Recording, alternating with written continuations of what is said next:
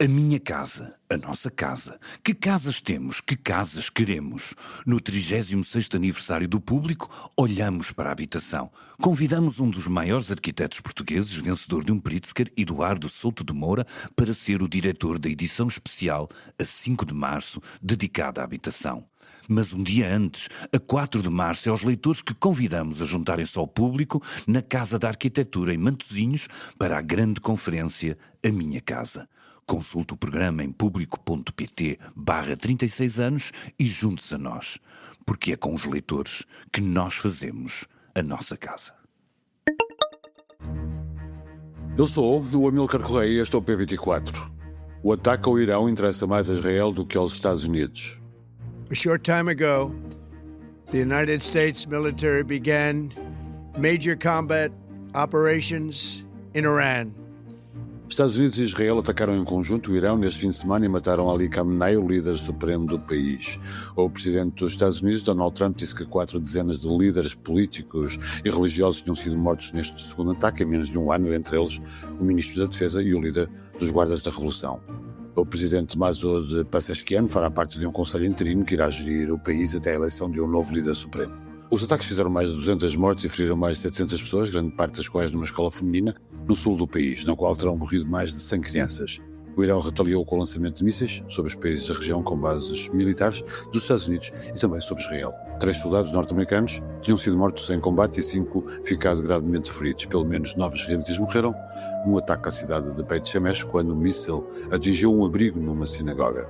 O ataque, que interrompeu as negociações que estavam em curso, motivou uma reunião do Conselho de Segurança da ONU e muitos protestos, quer contra, quer a favor, quer no Irão, quer no resto do mundo. Que consequências terá este ataque no xadrez do Médio Oriente, em particular, nas relações entre sauditas e persas e até no eventual apoio do Iraque ao Irão? Tiago André Lopes, professor de Estudos Asiáticos e Diplomacia na Universidade de Lusíada do Porto, analisa neste episódio os contornos desta guerra e afirma que Israel estava descontente com o processo negocial porque ele estava a correr bem. Só Portugal, diz, uma vez mais, o país optou pela passividade diplomática. Bem-vindos ao P24, o seu dia começa aqui. Viva Tiago André Lopes. O guia supremo do Irão, Ali Khamenei, foi morto num ataque aparentemente das forças israelitas. A morte de Ali Khamenei é a morte do regime, é o princípio de uma eventual mudança do regime? Não, de todo, antes mais obrigado pelo convite, não me parece que seja a morte do regime, até porque, Amílcar, duas coisas. Por um lado, foi um bocadinho como com Cuba, quando mudou Fidel Castro também se achava que era a morte do regime, o regime continua. Podemos dizer que está enfraquecido, que está fragilizado, que está alterado, mas continua. No caso do Irão, este regime não é um regime personalista, isto é um regime de uma ideia, é um regime teocrático, eclesiocrático, que assenta na ideia dos ayatollahs, que são centenas de figuras clericais e escolásticas. E, portanto, é verdade que Khamenei está ligado à Revolução, era muito próximo de Khomeini, é um dos pilares ideológicos, se fizermos uma espécie de alma espiritual da Revolução, mas as almas espirituais também transitam para um plano seguinte e, portanto, também morrem. O regime já tinha mecanismos para a autossobrevivência, inclusive mecanismos transicionais na Constituição, que garantem que este processo é o mais estável possível. É por isso que, para já, nós vimos que, do ponto de vista político, o regime continua a correr com muita normalidade. Há já um conselho interino e quem é que, na sua opinião, pode substituir Ali Khamenei? Há o Conselho Interino que está previsto no artigo 111 da Constituição, portanto ele já está desenhado para isso. O chefe da Justiça, o Presidente e um elemento representante deste clero são postos neste Conselho. Inicialmente falava-se em Larijani, mas não é verdade. É Ali Reza que juntou-se ao Conselho como representante da comunidade escolástica, e é interessante porque Ali Reza é um dos nomes que se fala como um putativo sucessor de Khamenei. Há, obviamente, duas figuras que têm aparecido muito nos meios de comunicação ocidentais. O filho de Khamenei e o neto de Khomeini são os nomes mais mediatizados. Eu acho que nenhum dos dois vai ser eleito, e a razão é muito simples, não é só uma questão de opinião pessoal. Há uma grande franja de clérigos do Irão que são contra a ideia da dinastia. Esta é uma república que sucedeu uma monarquia e, portanto, a ideia da dinastização do regime é avessa a muitos daqueles que vão participar no Conselho de Peritos, que é a Assembleia de 88 clérigos que vai eleger o próximo sucessor. Se quisermos uma comparação, eu sei que ela vai parecer injusta, mas é a mais próxima que nós temos. É uma espécie de cúria romana, portanto, é onde estão os, com muitas aspas, cardeais iranianos, e são estes príncipes do regime que vão agora eleger o próximo sucessor. Esta Assembleia foi renovada em março de 2024, tem 88 representantes e destes 58 são da ala ultraconservadora, são os principialistas, e 28 são independentes, sendo que os independentes são uma espécie de conservadores mais soft. Os reformistas são apenas 2, e portanto foi a ala, aliás, que a mais penalizada na última eleição. Eles eram 19, passaram a 2, e portanto as hipóteses de termos, por via deste processo, alguém moderado, eu acho que são baixas. Há uma figura, aliás, há duas figuras que eu destaco. Uma, o antigo presidente Hassan Rouhani pode ser eleito, é uma figura de consenso, é a linha dura, mas não ultra dura, é uma figura que conhece a máquina política por dentro e tem um perfil político muito próximo de Khamenei, portanto seria uma espécie de sucessão em continuidade. E depois, se o regime decidir ir para uma linha mais dura, falam-se em muitos nomes, mas eu acho que Mehdi Mirbagheri é talvez aquele que poderá suceder. Mirbagheri é o diretor da Academia de Ciências Islâmicas em Qom.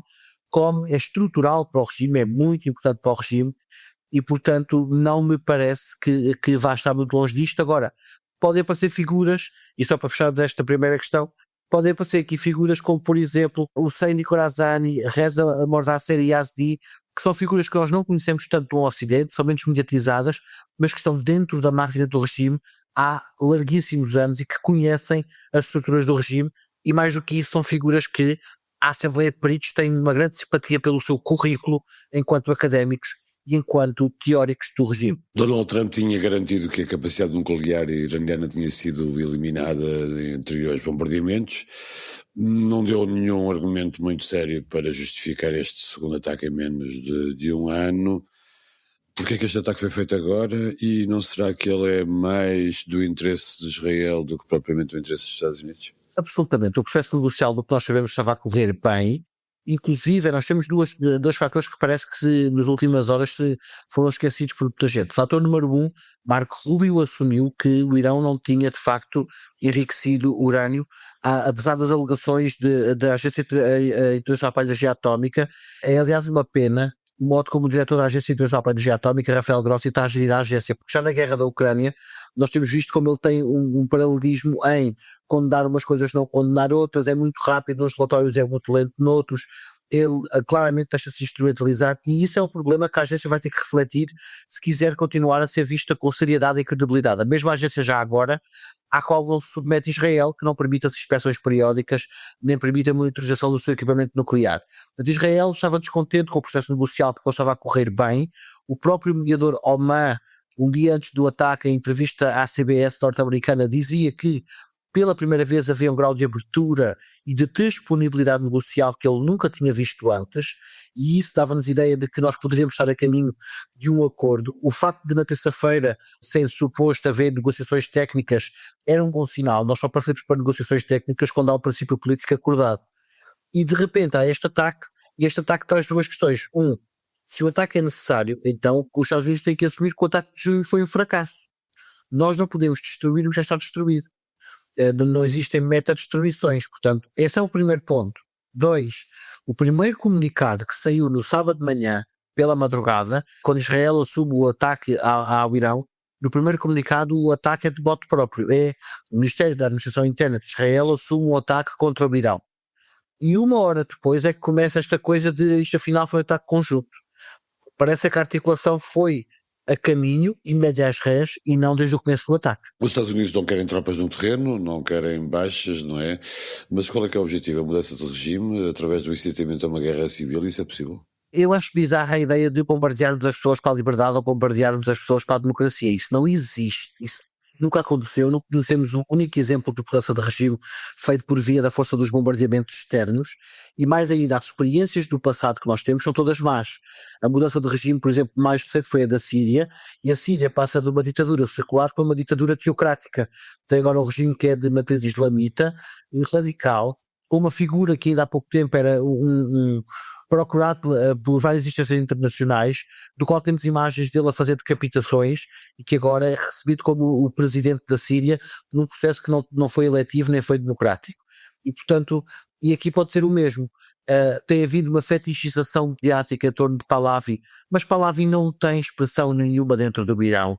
Nós não temos demonstrações de apoio significativas a Pahlavi. Há algumas demonstrações anti-regime, mas muitas destas manifestações anti-regime em prol de uma república secular e não em prol do regresso à monarquia Pahlavi, até porque os Pahlavi, a memória que se tem dos Pahlavi não é muito simpática, era um regime ditatorial também, repressivo, tinha uma polícia política, a SAVAK, que era violentíssima. É verdade que as mulheres podiam andar de mini saia, é verdade que podiam fumar, é verdade que podiam cortar o cabelo como as norte-americanas ou como as europeias, mas também é verdade que não tinham liberdade política. E é verdade uma outra coisa que nós temos discutido muito pouco. Se nós compararmos, por exemplo, as mulheres do regime iraniano com as outras mulheres do Médio Oriente, há mulheres iranianas a fazer engenharia, há mulheres iranianas a fazer arquitetura, há mulheres iranianas do governo, enquanto, por exemplo, na Arábia Saudita isso não existe. No Oman é muito raro e, portanto, nós tendemos a fazer estas comparações in extremis logo de Irão comparado com o Reino Unido, mas depois isolamos uma Arábia Saudita ou Bahrein só porque nos interessa e só porque são aliados. E isso faz com que as análises depois saiam perniciosas. A mudança de regime é altamente improvável que aconteça por via de bombardeamentos, por via de pressão externa, e o que nós podemos estar a instigar, aliás, nós, Estados Unidos, pode estar a instigar, é eventualmente até o caminho para uma guerra civil, porque os grupos étnicos minoritários têm muita expressão no Irão. E, Tiago, que consequências poderá ter este ataque nos xadrez do Médio Oriente, nomeadamente na relação entre a Arábia Saudita e o Irão? É o enigma. Depende da ação da China. Eu acho que a China é a peça-chave, mas nós vimos na Assembleia Geral da reunião do Conselho de Segurança da ONU, que aconteceu no sábado, às 4 da tarde, hora norte-americana, era o 9 da noite, se não me engano, em Portugal, nós vimos uma China muito mais assertiva do que o normal. E eu aconselho que quem nos ouve que reveja essa reunião e que veja o modo como a China de facto está incomodada com o que está a acontecer, porque percebe que a iniciativa que lançou em 2024 de reaproximação à Arábia Saudita e Irão fica posta em causa eventualmente. É verdade que os países árabes estão incomodados com os ataques do Irão contra as instalações norte-americanas no seu território, mas também é verdade que o que nós temos ouvido dos vários oficiais é que, apesar de condenarem os ataques iranianos, em parte eles quase que percebem que são alvos óbvios. Tirando o caso, por exemplo, do ataque aos hotéis no Dubai, tirando o caso de alguns alvos menos fáceis de justificar, a maior parte dos alvos são alvos que eram esperados. Há desconforto, mas não há surpresa, e é muito provável que os regimes árabes se reservem ao direito de retaliar, mas não ativem o direito de retaliar, porque compreendem que este ataque foi disputado contra o Irão, e porque, se nós formos muito básicos na análise, Amilcar, ninguém podia esperar que o Irão, depois de ser bombardeado, ficasse serenamente à espera apenas e voltasse serenamente à mesa negocial. Isso só acontece no mundo da ficção. No mundo real, o Iraque pode ter um papel a desempenhar neste caso e ajudar os xiitas do Irão numa contestação mais ampla na região? Pode, obviamente, aliás, o Iraque foi o primeiro país da região a decretar já luto nacional. Durante 3 dias está decretado o luto nacional do Iraque e, portanto, já se juntou aos movimentos de pesar. Pode ser, portanto, também para trazer o Irão e trazer os parceiros da região para a mesa negocial e para evitar que o conflito que seja explorado até por potências externas para voltar a dividir o Médio Oriente. Portanto, isso é possível. E também pode haver aqui a entrada em cena, porque tem sido o país que se tem mexido mais nos bastidores das últimas horas, da Indonésia. O presidente da Indonésia tem pedido a toda a gente para ter calma, contenção, e já se ofereceu para ser o mediador e fazer a ponte entre os países do Conselho de Cooperação do Golfo, o Irão e os Estados Unidos. E, portanto, o presidente da Indonésia está a tentar evitar uma escalada da situação, e eu acho que isso é bastante significativo, mas quer o Iraque, quer a Arábia Saudita são peças-chave para evitar que um conflito, que neste momento é um conflito regional, se torne uma coisa prolongada no tempo. Aviões dos Estados Unidos utilizaram as bases das Lajes. Paulo Rangel prescindeu de qualquer pedido de utilização para fins bélicos e disse que a sua preocupação era com a segurança dos portugueses. O Reino Unido recusou a utilização de bases suas para esses fins. O governo português poderia ter feito o mesmo, mas não o fez. Como avalia a posição portuguesa nesta matéria? O governo português podia ter seguido o exemplo de Londres e de Paris e ter dito que não aceitava o uso da sua base para o lançamento de ataques, até porque, Amilcar, nós parece que voltámos a 2003. Permitimos uma vez mais o uso da base das Lajes para o ataque com base numa coisa que não está comprovada, porque este ataque preventivo é contra um programa nuclear que não existe. Nós não temos provas reais de existirem armas atómicas, bombas atómicas no Irão. E, portanto, como não o temos e a FATLA 2003 que proíbe essas bombas atómicas continua a valer, Portugal, uma vez mais, já optou pela passividade diplomática. Há uma percepção, que eu acho que não é muito correta, mas há uma percepção de que a passividade diplomática nos torna relevantes na cena internacional. Eu acho o oposto. Eu acho que a passividade diplomática nos torna apenas uma espécie de utilitário. Nós podemos ser usados quando necessário, mas somos depois sempre descartados nos momentos-chave e não somos chamados para os momentos mais importantes. E, portanto, eu acho que não foi uma opção muito inteligente. É óbvio que isso não quer dizer que nós vamos ser eventualmente alvo de ataques e tudo mais. Não me parece que o Irão o vá fazer, mas pode vir a acontecer, isso já aconteceu nos anos 70, um embargo ao petróleo, pode vir a acontecer uma ação concertada de condenação aos países que apoiaram diretamente a operação militar. Portanto, nós não podemos excluir esse tipo de instrumentos, mas acima de tudo, se o Reino Unido e a França tiveram capacidade para perceber que permitir o ataque era perigoso, porque é que Portugal não teve essa capacidade? Eu acho que essa é uma questão que vai ter que ser feita a muito breve trecho ao Ministério dos Negócios Estrangeiros. E essa questão remete para a autonomia estratégica europeia, que tem sido uma das expressões mais repetidas nos últimos tempos e provavelmente esta é uma altura de a pôr em prática. Como é que olha para a posição da União Europeia e dos seus vários responsáveis deste processo? A União Europeia está, eu diria que naturalmente perdida com tudo isto, portanto, e aí eu acho que a Callas surpreendentemente está a agir com alguma inteligência, já convocou os ministros de negócios estrangeiros, quer ter uma posição concertada o mais rápido possível, ela quer sair deste fim de semana tenso com respostas, com a chave na mão, enquanto que, por exemplo, o Ursula von der Leyen só vai reunir os seus comissários na segunda-feira, porque não se vai interromper o fim de semana dos senhores comissários, que têm que descansar a sua vida também.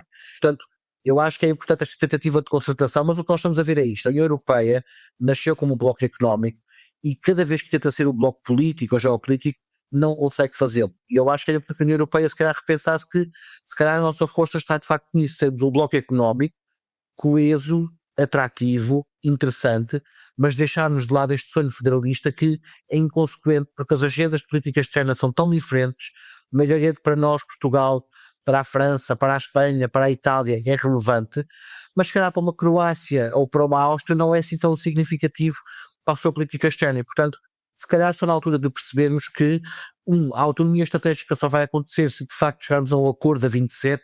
Eu acho que esse acordo a 27 é muito difícil de nós conseguirmos alcançar. Tiago André Lopes, obrigado por ter vindo ao P24 para falarmos sobre o ataque ao Irão. Biblioteca de Bolso. Hoje é segunda-feira, e segunda-feira é dia da Biblioteca do Bolso. Convidado esta semana é Miguel Cardoso, conhecido sobretudo como tradutor e poeta, com uma obra assumidamente política e consciente do tempo histórico em que está inscrita. O seu livro mais recente, Passageiros, em que os poemas são acompanhados de fotografias e recortes de postais, acaba de ser lançado pela microeditora Cotelo. Saiba mais em público.pt ou nas suas plataformas preferidas. Obrigado por ouvir o P24. Voltamos amanhã.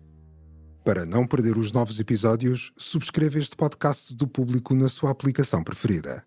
Para além deste programa, há mais para descobrir em público.pt/podcasts. O Público fica no ouvido.